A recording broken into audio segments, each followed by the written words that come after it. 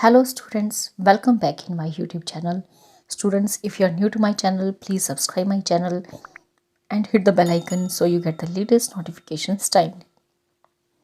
So students, today's topic is distinction between cash system and mercantile system. So let's get start the video. So students, here is three columns. One is basis of difference and second is cash system and the third one is mercantile system. So first difference is genuineness of results. Under the cash system, this method does not give the accurate picture of the profits or loss.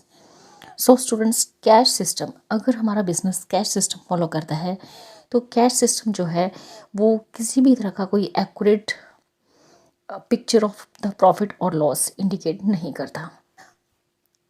Under the cash system हम सभी वो transactions को record करते हैं. अगर किसी particular accounting year में हमने किसी भी तरह की कोई रिसीप्ट हमें मिली है या कोई पेमेंट हमने की है, फिर चाहे वो रिसीप्ट अमाउंट रिसीव्ड या पेमेंट हमने फ्यूचर पीरियड से हो रिलेटेड या पास्ट से हो या करंट ईयर से हो, तो ये सब चीज़ें हम मैटर नहीं करती. हम सिर्फ ये देखते हैं कि हमें इस करंट ईयर में कैश मिल रहा है, फिर चाहे वो कैश हमें फ्यूचर पीरियड का हो या पास्ट का हो. तो क्या अंडर द कैश सिस्टम हम सभी वो ट्रांजैक्शंस रिकॉर्ड करते चले जाते हैं जो कि हमें कैश रिसीव्ड हुआ हो या पेमेंट्स हुई हो हमारी. तो इस तरह से this method does not give the accurate picture of the profit और लॉस.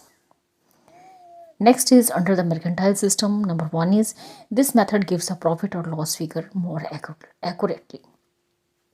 तो mercantile system के अंडर हम सभी वो ट्रांजैक्शंस रिकॉर्ड करते हैं जो कि एक हमारे बिजनेस में एक्चुअल में होती हैं.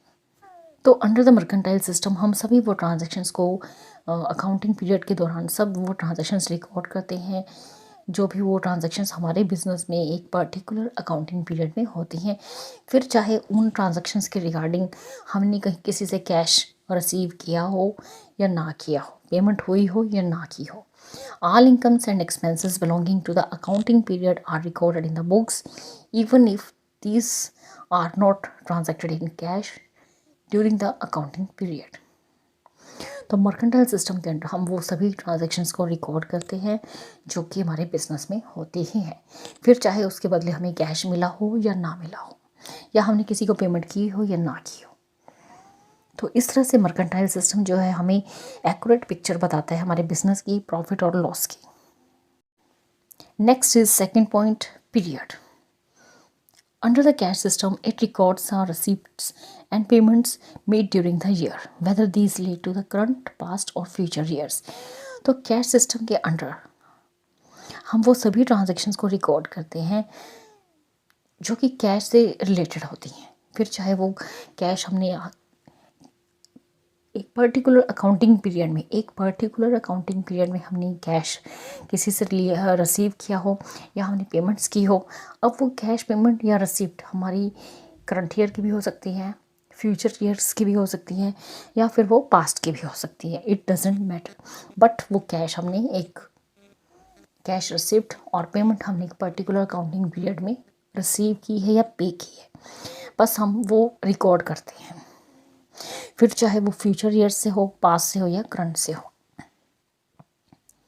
Next is under the mercantile system, it records receipts and payments made and to be made for the current year only. लेकिन मर्केंटाइल सिस्टम के अंडर हम वो सारी ट्रांजैक्शंस को रिकॉर्ड करते हैं, वो सभी रिसीप्ट्स एंड पेमेंट्स जो कि सिर्फ और सिर्फ हमारे करंट ईयर से डील करती हैं, whether these are paid in the past, current or future years. Mercantile basis is a method of recording transactions by which revenue, costs, assets and liabilities are reflected in accounts in the period in which they accrue. जिस time period के दौरान हमारी जो transactions होती हैं उसे हम mercantile system में रिकॉर्ड करते हैं, फिर चाहे उसके बदले में हमारे कैश रिसिप्ट हुआ हो या ना हुआ हो, पर करंट ईयर की ट्रांजैक्शंस हम रिकॉर्ड करते ही करते हैं. Next is third point, users of system. Under the cash system, this system is followed by doctors, engineers, clubs and societies etc. तो कैश सिस्टम कौन कौन यूज़ कर सकता है? ये डॉक्टर्स यूज़ करते हैं, इंजीनियर्स यूज़ करते हैं, क्लब्स एंड सोसाइटीज इसे यूज़ करती हैं. Next is third point under the mercantile system. This method is followed by business houses engaged in trading and manufacturing. तो मर्केंटाइल सिस्टम जो है बड़े बड़े बिजनेस हाउसेज यूज़ करते हैं जो कि ट्रेडिंग एंड मैन्युफैक्चरिंग में इन्वॉल्व होते हैं. Next is fourth point, simplicity. This method is simple to understand and practice. तो कैश सिस्टम जो है काफ़ी सिंपल मेथड है और इसे यूज़ करना भी काफ़ी ज़्यादा आसान है. Whereas under the mercantile system, this method is based on accounting technicalities. लेकिन mercantile system जो है हमारी जो technicalities है उन पर based है. Next is fifth point under the cash system, true and fair view. True and fair position of the business cannot be ascertained under this system. तो cash system के अंडर हम एक true and fair position जो business की है उसे ascertain नहीं कर सकते. Whereas under the mercantile system, this system meets the requirement of the company law. Therefore, it gives true and fair view of the books of accounts.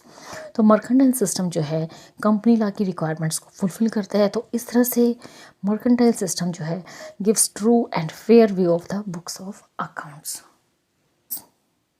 So students, in this video you have learned that the difference between the cash system and mercantile system. So students, in this video only this much. Thank you. Thanks for watching.